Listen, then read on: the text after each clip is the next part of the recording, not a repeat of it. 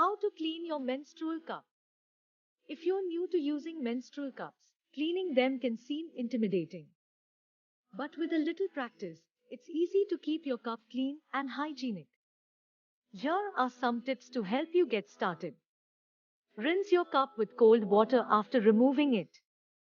This helps prevent staining and odors. Wash your cup with mild soap and warm water.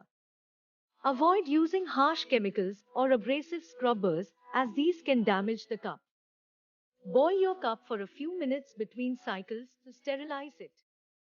You can also use a sterilizing solution designed for menstrual cups.